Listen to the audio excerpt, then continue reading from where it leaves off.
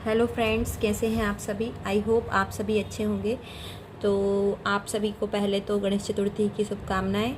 आप में से किसी का कमेंट आया था कि आपको force on a current carrying conductor placed in a uniform magnetic field समझना है। आज मैंने वही टॉपिक लिया है।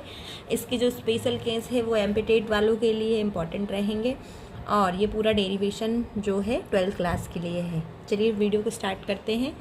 मैं आपको एक बता दे रही हूँ, यहाँ मैंने थ्योरी नहीं लिखी है, थ्योरी मैं आपको इसमें समझा दे रही हूँ, आप डिक्टो वही कॉपी कर सकते हैं। देखिए, यहाँ एक यूनिफॉर्म मैग्नेटिक फील्ड में एक करंट कैरिंग कंडक्टर रखा हुआ है, एक वायर रखा हुआ है ना। हाँ, wire placed in a uniform magnetic field with making an angle theta, एक थीटा एंगल बनाते हुए रखा हुआ है। अब यहाँ पर मैं बायलिंगुअल ही यूज़ करूँगी क्योंकि कुछ जो बच्चे हैं वो हिंदी मीडियम के भी देखते हैं। अब देखिए, इस वायर में करंट क्या फ्लो हो रहा है, आई। तो आपको पता है इसमें इलेक्ट्रॉन कहाँ फ्लो होते हैं, ड्यू टू ड्रिफ्ट वेलोसिटी। ये कहाँ पर होंगे, उसके अपोजिट डायरेक्शन में होंगे। और आपने इससे पहले वीडियो में मैंने कुछ जो एम्पिटेट वर्ग एक के लिए बनाया था, वहाँ पर सिर्फ F = Q V sine theta, किसी चार्ज पर कितना फोर्स लगता है ना, किसी भी चार्ज पर लगने वाली फोर्स को हमने पढ़ा था। अब ये कंडक्टर है, इसमें बहुत सारे इलेक्ट्रॉन होंगे। इन इलेक्ट्रॉनों पर हमें टोटल इलेक्ट्रॉन निकालने पड़ेंगे। एक कोई भी चार्ज है उस पर तो इतनी फोर्स लगती है, F = Q V sine theta. अब यहाँ पर इस कंडक्टर में टोटल इलेक्ट्रॉन कितने होंगे, तो टोटल इलेक्ट्रॉन निकालने के लिए हमने माना है कि स्मॉल n क्या है, n is the free electron on per unit volume. Hindi वाले लिखेंगे एक इकाई आयतन में उपस्थित मुक्त इलेक्ट्रॉनों की संख्या, है ना।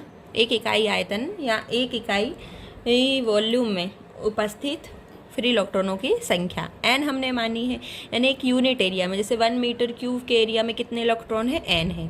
तो इसका हम टोटल वॉल्यूम निकाल लें तो इस पूरे कंडक्टर में कितने इलेक्ट्रॉन है हमें पता चल जाएंगे। तो हमने अगर वॉल्यूम निकालना है तो आपको पता है वॉल्यूम क्या होता है, वॉल्यूम होता है आपका एरिया इंटू हाइट। और इस कंडक्टर की लेंथ कितनी है, l, तो वॉल्यूम कितना हो जाएगा, एरिया इंटू हाइट। ठीक है, यानी एरिया इंटू लेंथ को ही हमने क्या कंसीडर किया है, हाइट कंसीडर करके रखा है। अब टोटल इलेक्ट्रॉन अगर हम निकालें, टोटल इलेक्ट्रॉन ऑन कंडक्टर में टोटल इलेक्ट्रॉन हम निकालेंगे तो टोटल इलेक्ट्रॉन कितने हो जाएंगे आपके।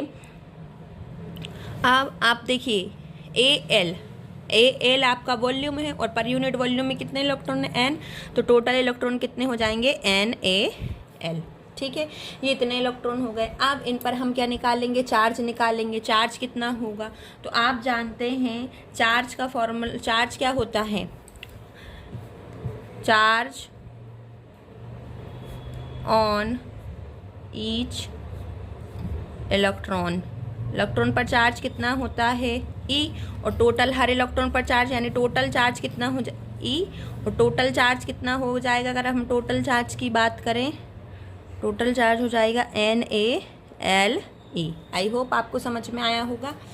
अब ये तो हो गया उसमें टोटल चार्ज। अगर हम निकालें क्या, अब हर इलेक्ट्रॉन पर फोर्स ऑन कंडक्टर, तो फोर्स ऑन कंडक्टर कितना हो जाएगा, देखिए फोर्स ऑन कंडक्टर पर कितना फोर्स हो जाएगा, ये देखिए हमने चार्ज कितना निकाला, NaLE। तो यहाँ से हम इसकी वैल्यू पुट कर देंगे, NaLE, Vd drift velocity, d sine theta. ठीक है, यहाँ Q टोटल चार्ज कितना निकला, NaLE, और V ड्रिफ्ट वेलोसिटी से मूव करेगा, B साइन थीटा। ठीक है, ये हो गया फोर्स ऑन अ कंडक्टर। अब आपको पता होगा एक रिलेशन करेंट और ड्रिफ्ट वेलोसिटी में, NaVdA। मैं इसको हमेशा बोलती हूँ कि आप लोग ऐसे भी आ सकते, कुछ लोग इसे वीना से याद रख सकते हैं, कुछ नावे से। देखिए NaVdE, ये क्या बन जाएगा आपका I, तो अब इसको हम लिख देंगे ILB साइन थीटा। अब इसको अगर हम वेक्टर फॉर्म में लिखना चाहें, ये निकल गया आपका force F = ILB sine theta. और अगर हम इसको वेक्टर फॉर्म में लिखना चाहें तो L क्रॉस B लिख सकते हैं। अब इसके स्पेशल केस देख लीजिए। स्पेशल केस जो बनते हैं, यदि थीटा अगर 0 और 180 हो, है ना, 0 और 180 तो फोर्स क्या होता है आपका, साइन 0 की वैल्यू 0, यानी फोर्स लगेगा वहाँ पर उस कंडक्टर पर 0। लेकिन अगर थीटा 90 डिग्री होता है तो फोर्स की वैल्यू मैक्सिमम होती है ILB। ये आप एम्पिटेड वर्ग वाले, यहाँ अगर आप पूरा वीडियो ना देखना चाहें तो यहाँ ये वाली कंडीशन को याद रख सकते हैं, ठीक है। आई होप आपको ये समझ में आया होगा। समझ में आया हो तो इसी तरह के वीडियो के लिए मेरे चैनल को लाइक एंड सब्सक्राइब जरूर करें।